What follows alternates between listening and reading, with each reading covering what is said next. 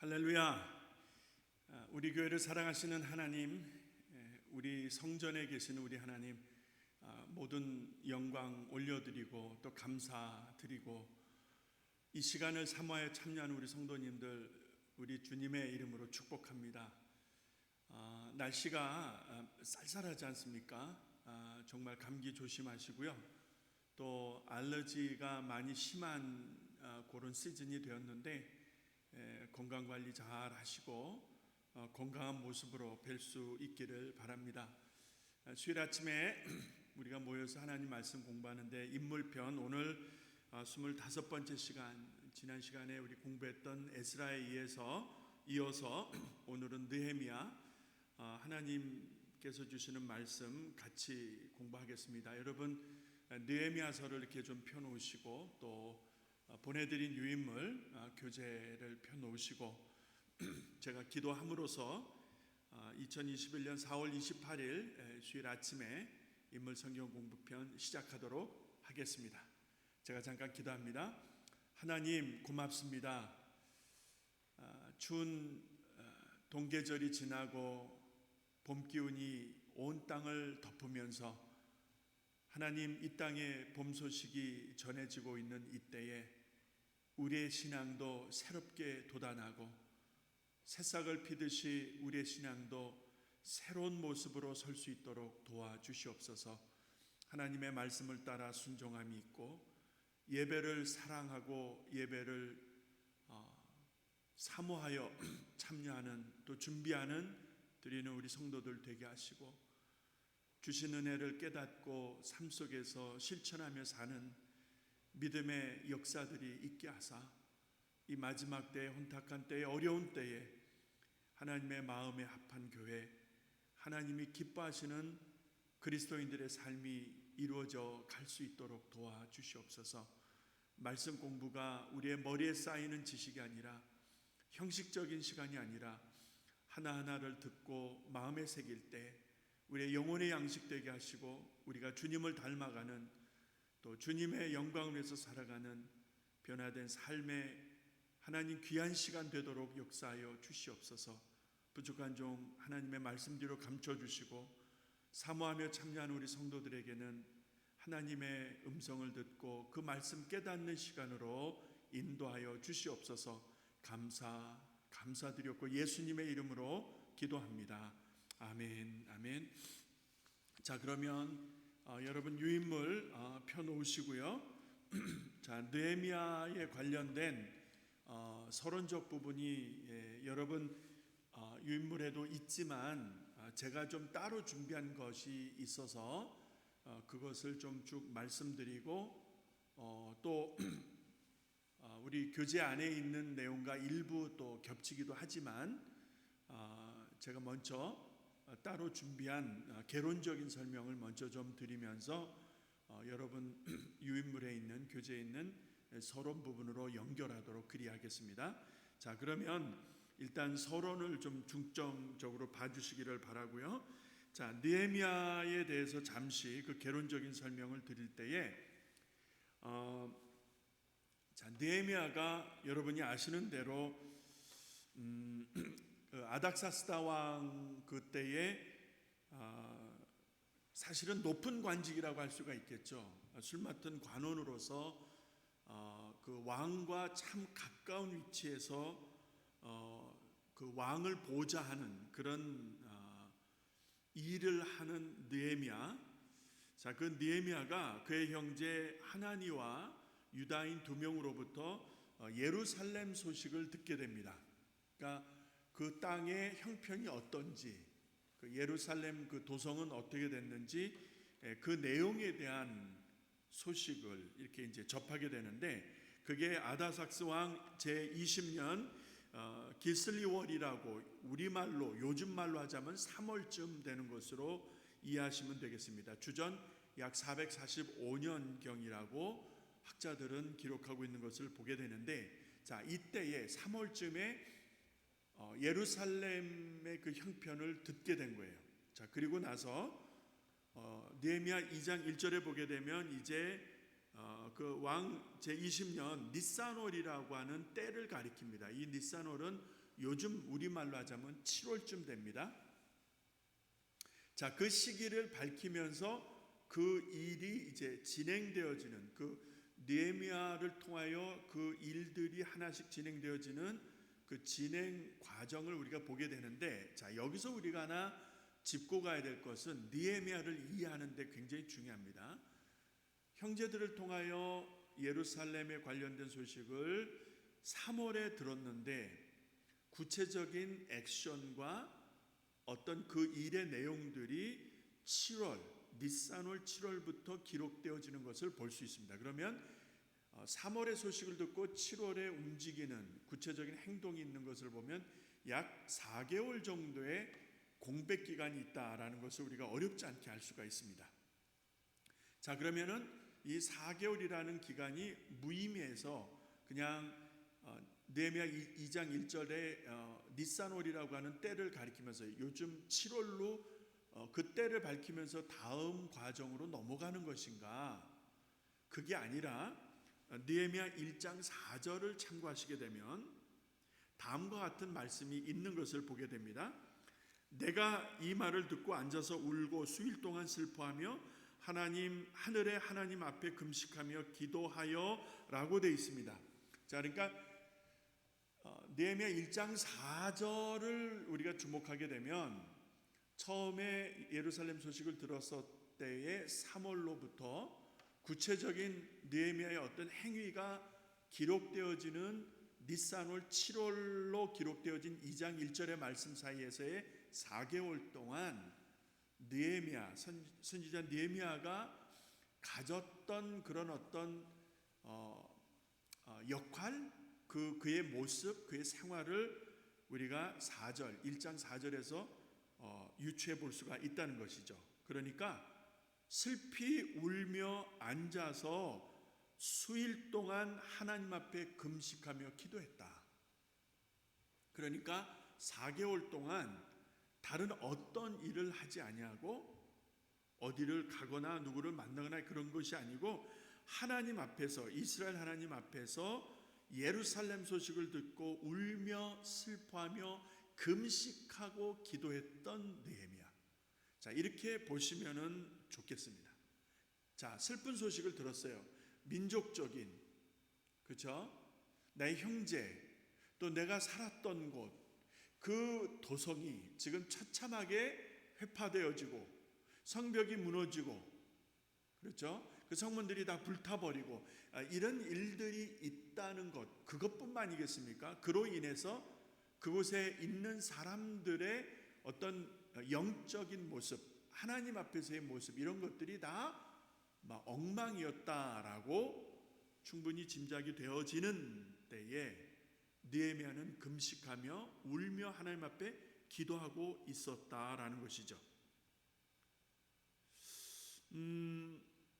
이런 느헤미야를 우리가 느끼면서 조금 더 다른 각도에서 보자면 느헤미야 1장 11절에 다음과 같은 말씀이 있습니다. 주여 구하오니 귀를 기울이사 종의 기도와 주의 이름을 경외하기를 기뻐하는 종들의 기도를 들으시고 오늘날 종으로 형통하여 이 사람 앞에서 은혜를 잊게 하옵소서 하였나니 그때 내가 왕의 술관원이 되었었느니라 라고 말씀하고 있습니다. 그러니까 느헤미야가 어떤 위치에 있었는지 무엇을 하는지를 밝히는데 하나님 앞에서 슬피 울며 금식하고 기도하던 그때의 느헤미야는 이미 왕의 술 맡은 관원으로 있었다라는 것을 말씀하고 있습니다. 그러니까 기도하고 나서 이렇게 되었다라는 것이 아니라 그럴 때에 이미 그는 왕을 보좌하는 그런 위치에서 고위관직으로 있었다는 것을 우리가 확인해 볼 수 있다는 것이죠. 자, 그렇다면 느헤미야가 맡고 있었던 그 관직, 술 맡은 관원, 다시 말해서 왕을 보좌했던 그 지위는 어떤 것인가 조금 더 구체적으로 본다면은, 자, 술 맡은 관원이라고 하는 말의 그 히브리어를 그대로 직역해서 보면은 누구에게나 마실 수 있는, 무엇이든지 주는 사람, 이런 문자적인 뜻을 우리가 찾아볼 수가 있는데, 자, 이 말을 우리가 조금 더 이해를 쉽게 하려면은 요셉이 그 보디발의 아내의 누명을 쓰잖아요. 잠자리를 같이 하자고 했을 때에 내가 어찌 이 일을 범하여 하나님 앞에 득죄하겠는가 해서 그 여인의 유혹을 물리치고 그 자리를 떠나버리잖아요. 그랬을 때 그 여인, 그 주인의 여인의 그 모함을 받아서 옥에 갇히게 되죠. 그가 옥에 갇히게 되었을 때 죄수로 있던 그 옥에서 만났던 사람이 술 맡은 관원이었다는 것을 우리가 보는데 그 단어와 동일한 단어다 이 말이죠. 열왕기상 10장 혹은 역대하 9장을 참고하시게 되면 솔로몬의 시중을 들던 사람들 중에 술관원장, 그러니까 술 맡은 관원이라고 하는 용어들이 나오는데 같은 의미로 쓰여진 것을 확인해 볼 수 있었다는 것이죠. 자, 그러니까 그 어떤 지위를 가진 관원들보다도 왕을 가장 가까이에서 보좌하며 왕을 섬기던 그런 왕의 최측근이었다라고 보시면 되겠습니다. 그러니까 왕과 늘 가까이하며 왕과 대화할 수 있었던 위치가 바로 느헤미야가 맡고 있었던 그 직위라는 것을 알 수가 있는 것이죠. 그러니까 다른 어떤 신하들이나 지위에 있는 사람들은 어떤 절차와 형식을 거치고 또 어떤 때를 기다려야 되고 하지만 느헤미야는 늘 왕과 함께 있었던 그런 위치, 그런 직함이라고 생각하시면 되겠습니다. 자, 그러던 어느 날 왕과의 거리가 얼마나 가까웠었던지 왕이 보니까 느헤미야가 얼굴에 수심이 가득한 거예요. 내가 아프지도 아니하거늘 어찌하여 얼굴에 이렇게 수심이 가득하냐고 왕이 물어볼 정도로 왕과의 거리가 별로 차이가 없이 가까이 있었던 그런 그 관계, 그런 모습을 우리가 확인해 보게 되어집니다. 그만큼 왕 옆에 늘 함께했던 사람이 느헤미야다. 그가 맡은 이 술관장, 술 맡은 관원이라고 하는 것은 이제 한 두 가지의 그 기능이 있다는 것을 보통 이제 학자들이 이야기를 하는데, 그 첫 번째가 말 그대로 왕의 술잔을 준비할 때, 그러니까 왕이 어떤 상을 받을 때 그 왕이 마실 그 술잔을 준비할 때에 혹이 술에 독이 있는지 없는지 그것을 확인하고 그것을 미리 이렇게 맛을 보고 해서 왕이 어떤 위험에 빠지지 아니하도록, 왕이 혹여 어떤 사특한 무리들에게 공격을 받지 않도록 그런 어떤 일들을 미리 점검하고 확인하는 위치에 있었던 사람, 그러니까 왕을 최측근으로서 보호하는, 왕의 그 위치를 지켜내는 일을 하던 사람들 중에 하나가 바로 느헤미야였다. 그러니까 사실은 실제적 고난의 2인자다라고 해도 과언이 아니겠죠. 그만큼 왕의 입에 들어가는 음식의 어떤 그 안전성을 확인하는, 그는 뭐 가장 왕이 신임하는 사람 아니었겠습니까? 자, 그런 일과 함께 그 어떤 그 행정적인 일에도 영향을 끼친 그런 흔적들이 있습니다. 그러니까 왕을 보좌하는 그런 정도만이 아니라 그런 위치에 있다 보니까 자연적으로 어떤 행정적인 일에도 영향을 끼치는, 그래서 실제적으로 2인자의 위치다라고 이해가 되었던 그런 아주 높은 고위직이었다라고 말씀을 드리겠습니다. 자, 그러면 이러한 때에 느헤미야가 그런 위치에 있을 수 있었던 것은 우연이었을까? 여러분 한번 생각해 보시기 바랍니다. 예루살렘 도성이 완전히 회파되고 무너져 내리고 불타버리고 엉망이 되었으니 그걸로 인하여 흩어진 민족들, 사람들, 온전했겠습니까? 그런 아픈 마음을 가지고 왕이 수심에 가득한 느헤미야를 보았을 때에, 자, 느헤미야가 왜 수심이 가득한지를 알게 되지 않습니까? 그가 이제 예루살렘의 형편을 이야기하고 그곳으로 돌아가 재건할 수 있도록 왕에게 요청하는 이런 과정에서 왕과의 대화가 오고 가는 것을 여러분 보실 수 있지 않습니까? 자, 중요한 것은 느헤미야가 왕이 허락을 해서 예루살렘으로 돌아와 그 성벽을 다시 재건하고 하는 일들을 주관할 때에 얼마나 많은 반대자들, 셈을 내는 자들, 미워하는 자들, 그런 자들이 주변에 얼마나 많았겠습니까? 우리가 충분히 상상해 볼 수 있는 것 아니겠습니까? 합리적으로 의심해 볼 수 있는 것 아니겠습니까? 자, 그렇다면 느헤미야가 예루살렘에 도착해서 그 일을 진행할 수 있으려면 왕의 절대적 신임과 후원이 아니고서는 불가능한 거예요. 누가 그 일을 허락할 수 있으며 누가 그 일을 가능하도록 도울 수 있겠습니까? 왕이 아니고서는, 왕명이 아니고서는 그 일이 진행될 수 없다는 것을 알지 않습니까?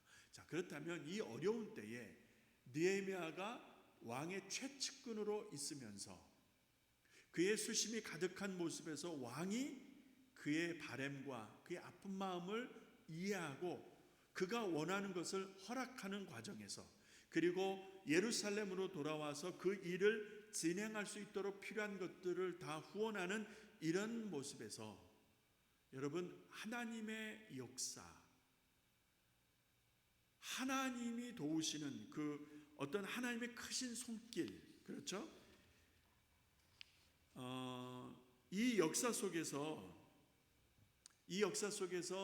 왕의 마음으로 움직이고 느헤미야가 이 일을 집행할 수 있도록 필요한 것을 공급하시는 이가 겉으로 볼 때는 사람들이 하는 일처럼 보이지만 하나님께서 아다삭스 왕의 마음속에 역사하시고 그리고 느헤미야를 통해서 이 일을 진행케 하셔서 하나님의 뜻을 이루게 하시는 그 모습을 보면서 여러분, 이 전체적인 역사의 흐름의 그 비하인드에 하나님의 크신 섭리와 역사가 그 손길이 함께하는 것을 이끄시는 주체가 하나님이시라는 것을 여러분 보실 수 있기를 바랍니다. 무너진 예루살렘의 성벽을 재건하는 이 역사적인 일을 위해서 합법적이면서 그 직무 수행이 가능할 권한과 권위가 주어져야 되는데 왕의 윤허가 아니고서는 도저히 불가능했던 그때에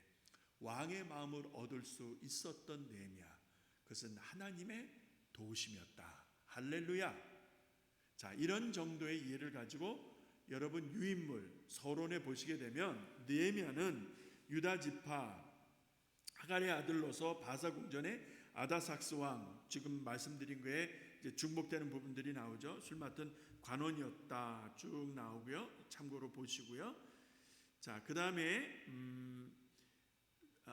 세 번째 칼럼에 보시게 되면은 느헤미야는 12년간 예루살렘에 유하면서 그 일들을 이제 진행하고 마치는 과정 속에서 자, 무너진 성벽을 수축하고 성문을 다시 재건하는 이런 과정에서 하나님의 성전도 온전하게 할 뿐만 아니라 그리고 그가 집행한 일들 중에서 눈여겨보아야 될 것들이, 자,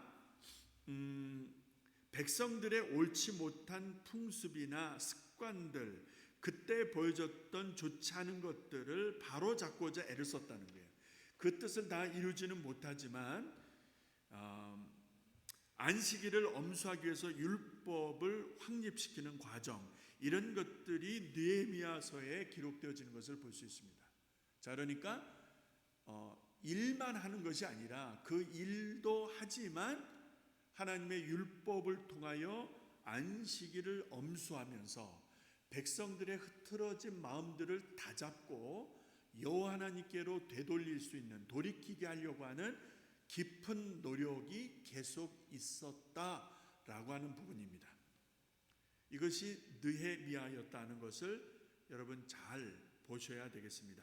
자, 이 일을 오늘 2021년 이 땅 우리가 살고 있는 시카고로 싹 옮겨 놔 보십시다. 자, 교회 벽이 무너지거나 뭐 담장이 무너지거나 이런 것은 아니에요. 교회 문이 불타버리거나 이런 것은 아니에요. 그러나 중요한 것은 우리의 영적인 성전, 우리의 영적인 삶의 기강이 무너지고 세상과 구별되어져야 되는 그리스도인의 삶의 경계가 무너지고, 그래서 세상도 영적인 삶도 아닌, 어떻게 보면 왔다 갔다 뒤섞여 버리는 듯한, 자, 교회 오면 그리스도인 같은데 밖에 나가면 또 그리스도인이 아닌 것 같고, 자, 이런 구별이 없는, 분별이 안 되는 종교인의 삶을 살고 있는 오늘 많은 교인들에 대해서 여러분, 하나님이 가지고 계신 마음이다라고 저는 생각해 보는 것입니다. 무너진 영적 기강을 수축해야 될 터인데, 교회의 담장은 무너지지 않았다 할지라도 우리의 영적인 담장, 세상의 더러운 것들로부터 우리의 영적인 삶을 지켜내야 되는 그 보더라인이 있지 않습니까?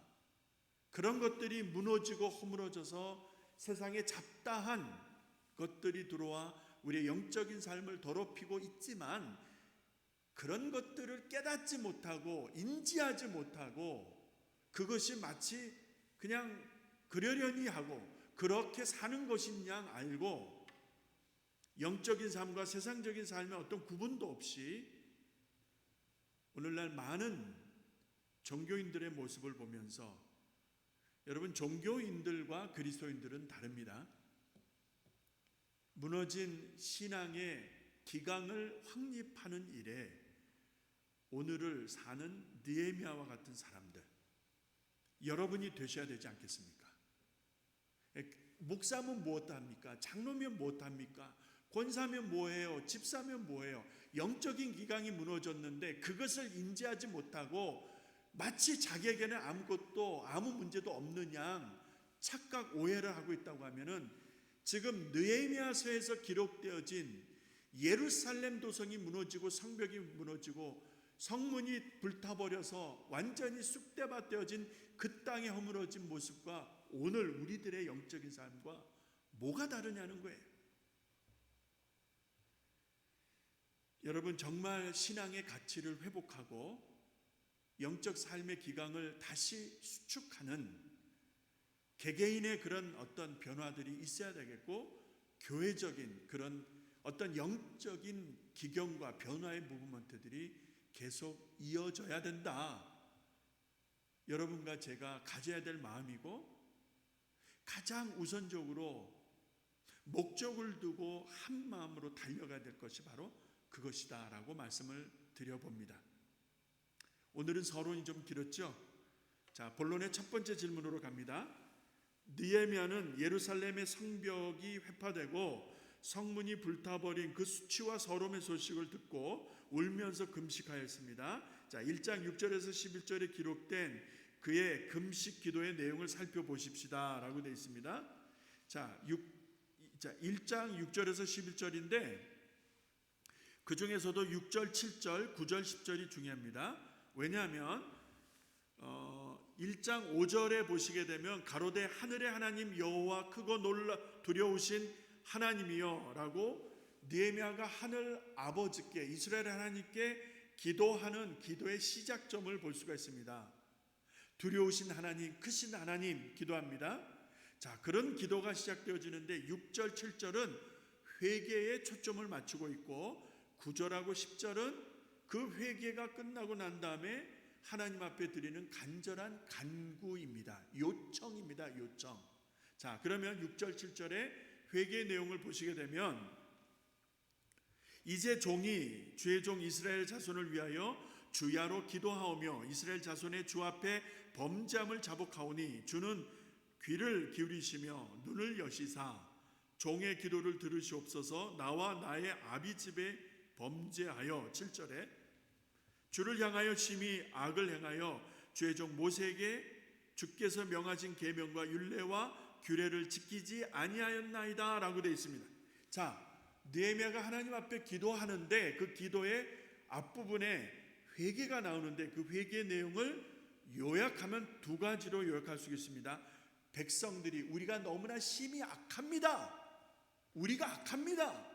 우리가 잘못했습니다. 라고 인정하고 있다는 거예요. 여러분, 내가 죄인인 줄을 아는 것이 참 중요합니다. 왜냐하면 은혜를 받고 은혜의 생활, 영적인 생활을 힘차게 할 수 있는 시작점이 바로 그것이기 때문에, 자, 내가 죄인인 줄을 알 때에 아버지께로 나아갈 수가 있는 거예요. 탕자가 자기가 잘못했다는 것을 깨달을 때 아버지께로 나가는 것처럼 정말 내가 누구인지를 알 때에 하나님을 찾습니다. 누가 하나님을 찾아요? 내가 죄인인 줄을 알 때. 누가 하나님을 찾아요? 내가 잘못했다는 것을 알 때.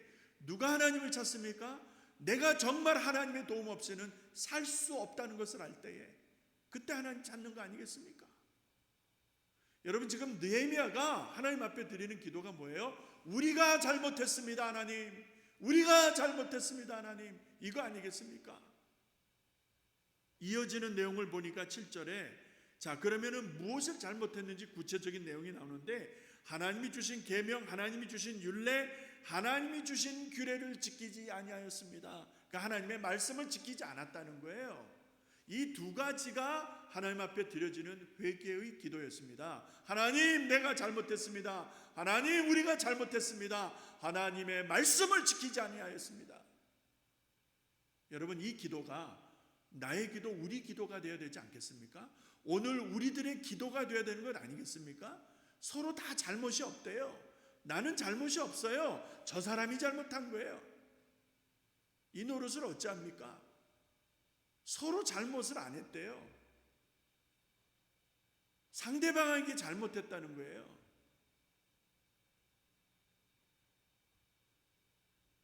정말 어찌해야 될지 모르겠어요. 성도 여러분,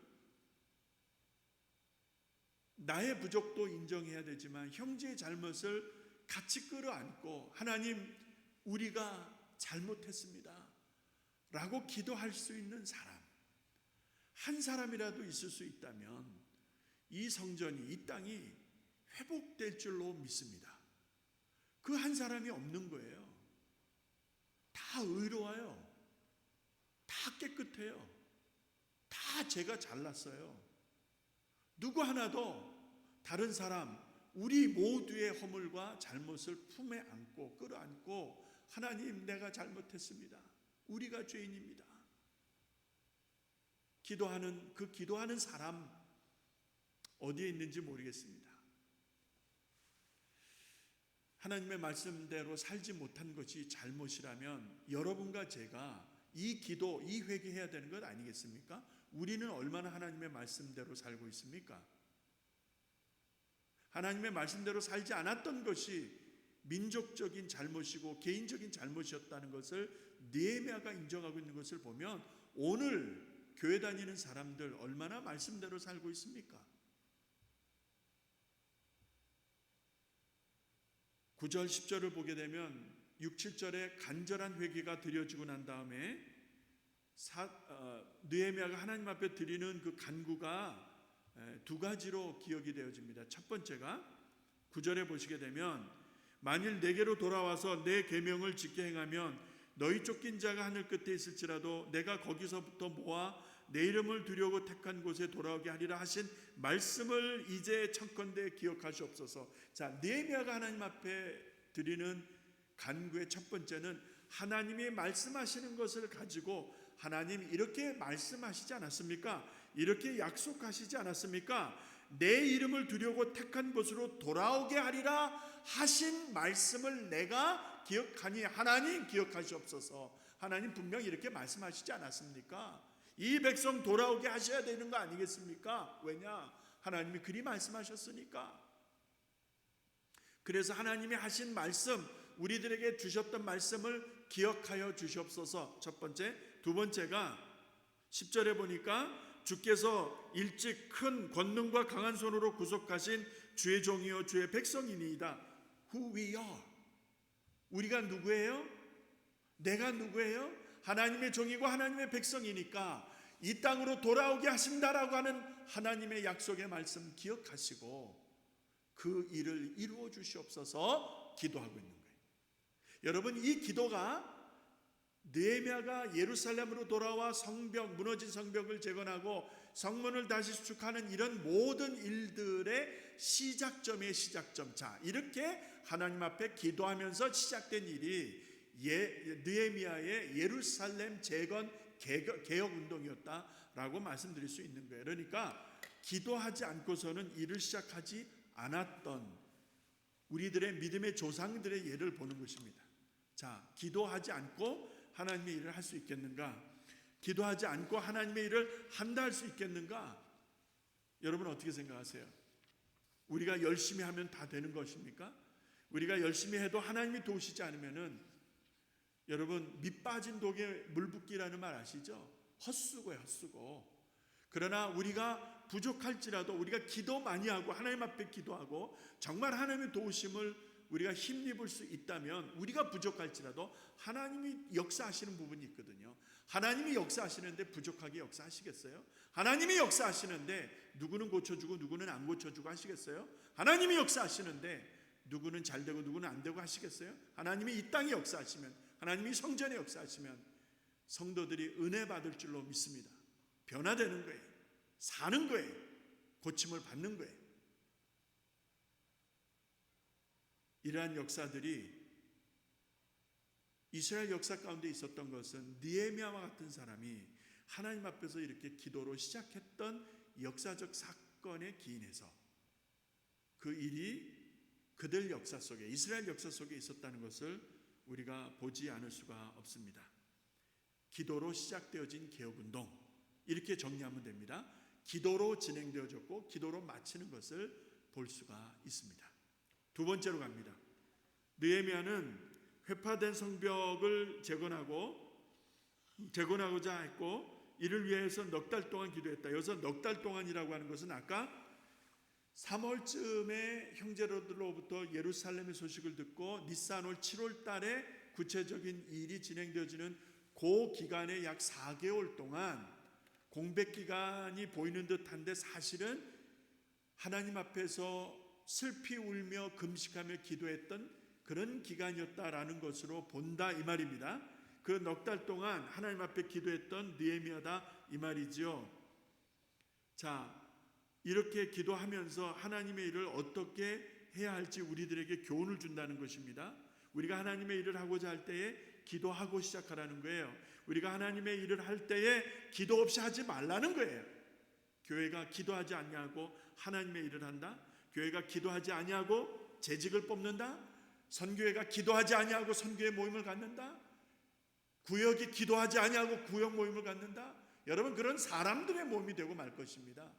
작은 모임이라도 주 예수의 이름으로 모였다면 여러분 기도로 시작해서 기도로 마칠 수 있는 그런 분위기와 틀이 잡혀줘야 되는 거예요. 왜요? 하나님이 그 모임의 주인이시니까. 하나님이 주인이시니까. 하나님이 영광 받으셔야 되니까. 그렇지 않으면은 사람들이 영광 받습니다. 사람들이 주인 노릇하는 거예요.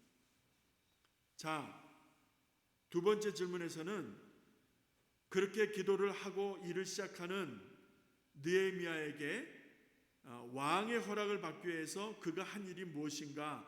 2장 1절로 6절, 이제 기도하고 나서 구체적인 액션이 들어갈 때 2장 1절에서 6절을 보시는데 1절에 보게 되면 아다삭스 왕 20년 니산월이라고 나오지 않습니까? 이 니산월이 7월이다 이 말입니다. 자, 이때에 이제 왕의 술 맡은 관우로서 있었던 느헤미야의 얼굴이 이렇게 슬퍼 보이는 거예요. 수색이 가득하더니 왕이 그 연유를 물었을 때에 여차저차 이제 말을 합니다. 그러니까 왕이 4절을 보시게 되면 2장 4절을 보시게 되면 자, 예루살렘에 대한 느헤미야의 마음을 알고 난 왕이 4절에서 내가 무엇을 원하느냐? 내가 곧 하늘의 하나님께 묵도하고 왕에게 고하되, 다시 말해서 느헤미야가 왕한테 이 일을 증언할 때에는 바로 왕에게 가서 그런 마음의 소원을 아는 게 아니라 하늘 아버지 이스라엘 하나님께 벌써 간절한 기도가 있었다는 거예요. 그 기도가 있고 난 다음에 왕에게 이 일을 구하는 것입니다. 왕에게 이 일을 구할 때에 왕이 이 일을 다 듣습니다. 자, 느헤미야가 요구하는 거 들어보세요. 5절에 다 허락을 하는 왕 앞에서 나를 유다 땅 나의 열조 묘실이 있는 성읍에 보내어 그 성을 중건하게 하옵소서 하였는데, 자, 왕이 이 일을 허락을 합니다. 자, 예루살렘의 그 형편, 안타까운 형편을 느헤미야가 왕에게 고하고 왕이 이것을 허락을 합니다. 이 모습을 보면서 저는 한 가지 여러분과 좀 짚고 다음으로 넘어가고 싶어요. 그게 뭐냐면, 기도 많이 하고 기도로 준비가 되고 나면 여러분 직언을 할 수가 있다는 것입니다. 자, 느헤미야가 왕에게 예루살렘 소식을 전하면서 자기가 그곳으로 돌아가 그 무너진 성벽을 다시 수축하고 그 일을 하기를 원하는 마음을 왕에게 내어놓을 때에 여러분 그것이 결코 쉬운 일이 아닙니다. 잘못했다가 왕의 분노를 사거나 왕의 미움을 받거나 하게 되면은 여러분 삭탈관직이 되는 거 아니겠어요? 아니면은 죽임을 당하든지. 그러니까 그런 말을 할 수 있는 상황이 여러분 얼마나 조심스러웠을까 하는 것을 우리가 생각해 보는 거예요. 그러나 하나님 앞에 4개월 정도 정말 눈물 뿌려 금식하며 기도했던 느헤미야가 딱 준비가 된 거예요. 하나님 앞에 기도하고 때가 되었을 때 왕 앞에 직언을 하는 거예요. 직언, 이게 중요한 거예요. 돌려서 얘기하는 게 아니라 왕이여 나로 하여금 그 땅으로 보내주시옵소서. 내가 소식을 들으니 이것이 다 무너지고 회파되어 내가 너무 마음이 아픕니다. 그 마음, 그러니까 느헤미야의 마음을 그대로 다 내어놓는 거예요. 뭐 이렇게 예쁘게 포장하거나 둘러치거나 뭐 삥 돌려서 얘기하거나 이런 게 아니라 그냥 직언을 해버리는 거예요. 저는 이 모습에서, 이러한 느헤미야의 모습에서 기도로 충만하면, 하나님의 은혜로 충만하면, 기도 많이 해서 하나님의 은혜로 준비가 되면 직언할 수가 있는 것이구나. 여러분, 성도 여러분, 이러한 영적 파워를, 이러한 영적 습관을 여러분도 가지실 수 있기를 바랍니다. 우리가 대화할 때 보면 빙빙빙빙 둘려서 얘기들 하잖아요. 직언을 못해요. 직언을. 왜요? 뭐 여러 가지 이유가 있겠죠. 그러나 정말 기도하고 그 영혼에 대한, 그 일에 대한, 그 어떤 형편에 대한 기도 많이 하고 하나님의 은혜로 준비가 된 사람이라면 직언을 할 거예요. 직언을. 그 직언이 오히려 문제 해결의 단초를 제공할 것입니다. 이러한 아름다운 모습, 어떻게 보면 담대하지만 그러나 두려워하지 아니하고 왕한테 바로 그의 마음을 내어놓을 수 있을 만큼 여러분 느헤미야와 아닥사스와 왕 사이의 관계를 우리가 짐작할 수가 있는 거예요. 이러한 관계니까 기도로 준비가 되어진 느헤미야가 담대하게 그 마음을 열어놓을 수가 있지 않았을까. 여러분 기도 많이 하시면은요 하나님께서 담대함을 주십니다.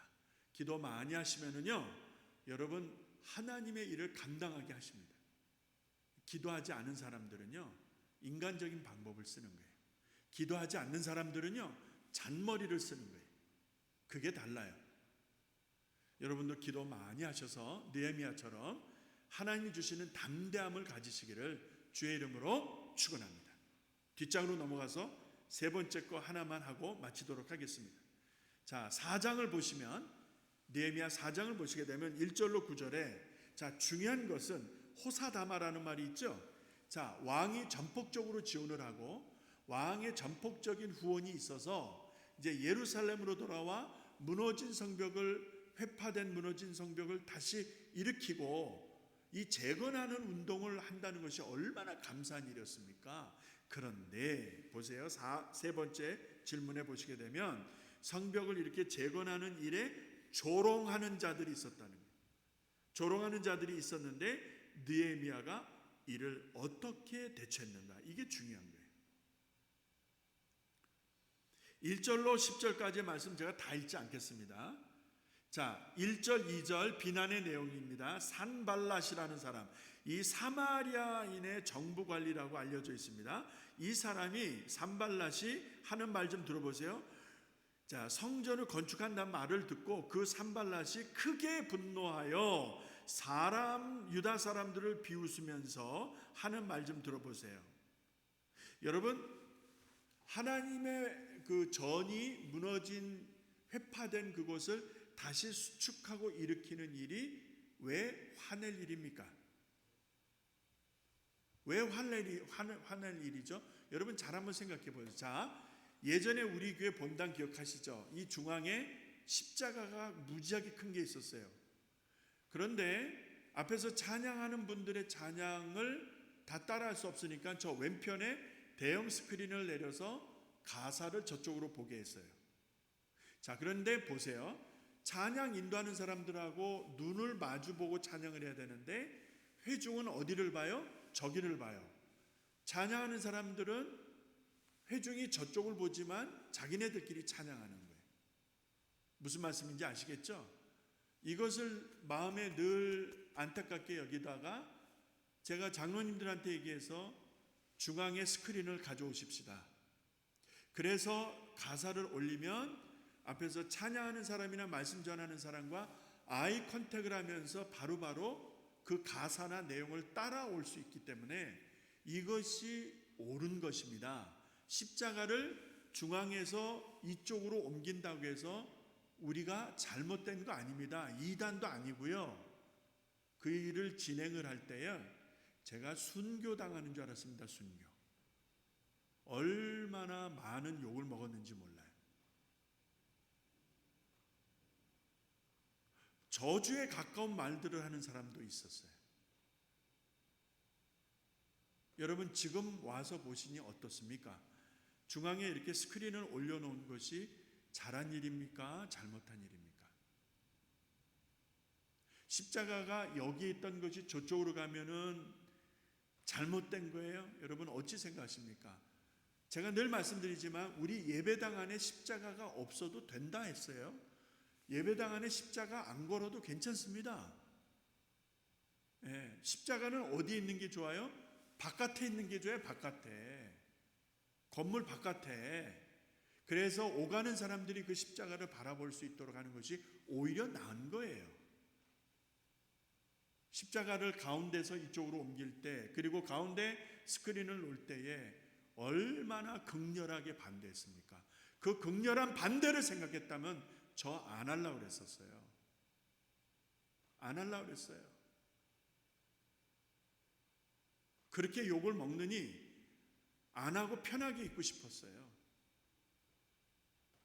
사랑하는 성도 여러분,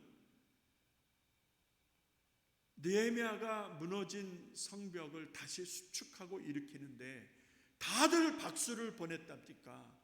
다들 박수를 치며 좋아했었습니까? 아니요. 그렇지 않습니다. 분노하고 비웃고 욕하고 저주를 퍼붓는 사람들이 있었어요. 사마리아 정복관리 산발랏이라는 사람도 있었고 암몬 사람 도비아가 나오고요. 가스무라 불리우는 아라비아 사람 게셉이 나오고요. 저들이 퍼붓는 이야기 좀 보세요. 암몬 사람 도비아가 하는 말 3절에 보시게 되면 저들이 건축하는 성벽은 여호가 올라가도 무너지리라. 저들이 느헤미야가 성벽을 개축하는 일은 여호가 올라가도 곧 무너질 것이다. 여러분 얼마나 많은 비난과 조롱과 반대가 있었는지 몰라요.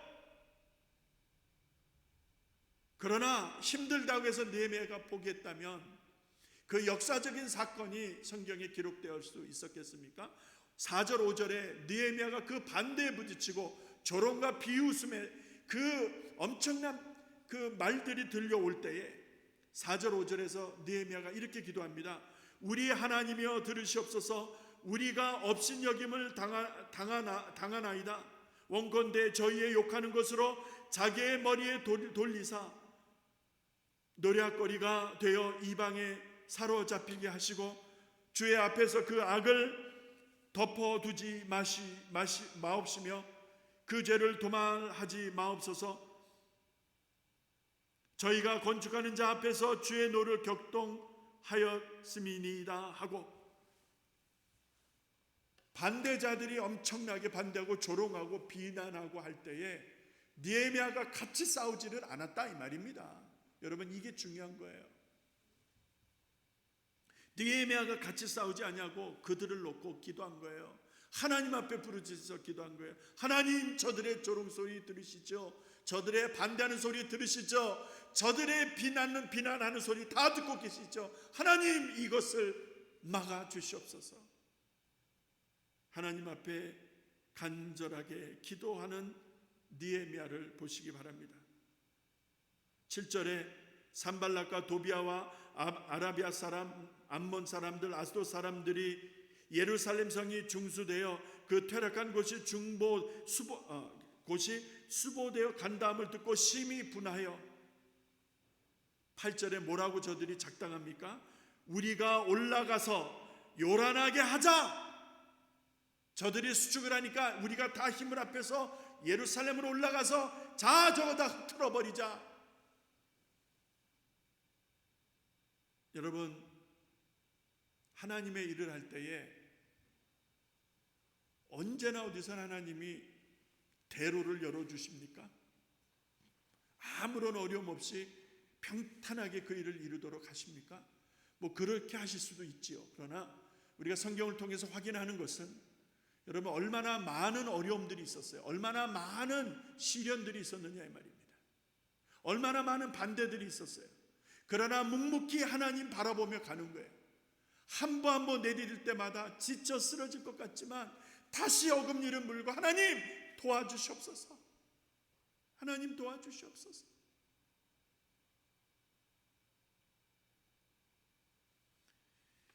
무너진 성벽을 개축해야 되는데, 무너진 성벽을 다시 일으켜야 되는데 하나님 도와주시옵소서. 여러분, 이 안타까운 마음, 그때 느헤미야가 가졌던 그 마음 우리에게 아직 남아있다면, 그때 흘렸던 느헤미야 눈물이 우리 눈에 아직도 그 눈물이 남아있다면 여러분, 하나님이 도우실 거예요. 하나님이 도우실 거예요. 그러니 하나님이 기뻐하실 일을 중단하지 마시기 바랍니다. 하나님이 원하시는 일을 여러분 힘내어 감당하시기를 바랍니다. 기도하시며 주님 의지하실 때에 여러분, 수많은 반대소리와 음모와 핍박이 있을지라도 하나님이 도우시면 되는 거예요. 하나님이 함께 하시면 되는 거예요. 하나님이 힘주시면 되는 거예요. 오늘날의 무너진 성전과 오늘날의 무너진 신앙적 양심과 오늘날 무너진 직분자들의 종교생활, 반드시 무너지고 기경되어지고 새롭게 일으켜져야 되는데 이 일이 어찌 시작될 수 있겠는가? 여러분, 하나님 앞에 우셔야 됩니다. 여러분, 하나님 앞에 회개하셔야 됩니다. 여러분, 하나님 앞에 금식하셔야 됩니다. 그럴 때 하나님께서 오늘 우리들의 삶 속에 느헤미야가 이루었던 그 놀라운 역사적 사건을 우리를 통해서 이루게 하실 줄로 믿습니다. 할렐루야. 9절 10절을 보시게 되면 반대하는 자들이 얼마나 집요하게 반대하는지 느헤미야가 그거에 대한 대책을 준비합니다. 깨어있는 사람들을 세우고 깨어있는 파수꾼들을 세우고 그리고 기도하는 일을 쉬지 않는 거예요. 이게 중요한 겁니다. 깨어있는 파수꾼들을 세우고 그 다음에 기도하는 일을 쉬지 않는 거예요. 그럴 때에 그 문제를 하나님이 종식시키시고 그 거대한 개혁적 역사를 완성하게 하시는 것입니다. 할렐루야. 깨어있는 사람들이 필요해요. 이곳에도 깨어있는 소수가 있으면 되는 거예요. 전체가 다 깨어있다면 할렐루야지만 그리하지 못한다면 여러분 소수라도 깨어있는 사람, 파수꾼의 심정을 가지고 깨어있는 사람들이 필요한 때입니다. 그때에 하나님은 역사하십니다. 그들을 통해서 이 일이 중단되지 아니하게 하실 거예요. 완수할 때까지, 완성할 때까지 하나님 역사하시고 도우실 거예요. 하나님이 도우셔야 되는 거예요. 하나님이 도우시지 않으면 안 되는 거예요.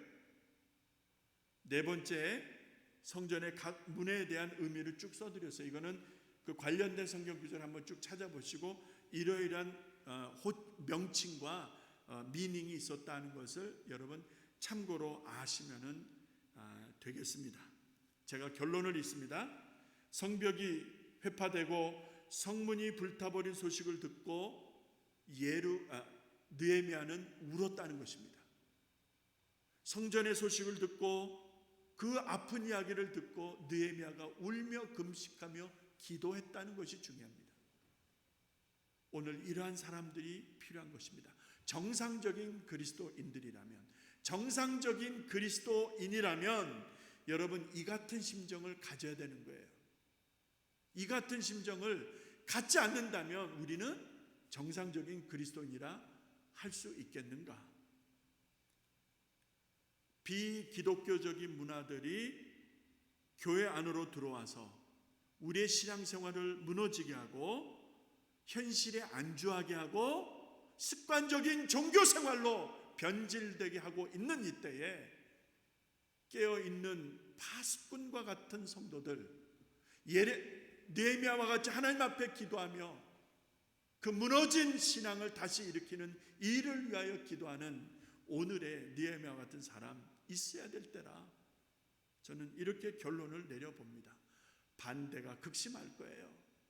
이 일에 반대하는 자들이 많을 것이고 회방하는 자들이 많을 것이고 뭐 그렇게 유별나게 믿느냐고 뭐 이렇게 기도하는데 기도만 하느냐고 이런저런 일로 반대하고 회방하는 자들이 많을 거예요. 그러나 들으면 안 됩니다. 원칙은 변하면 안 되는 거예요.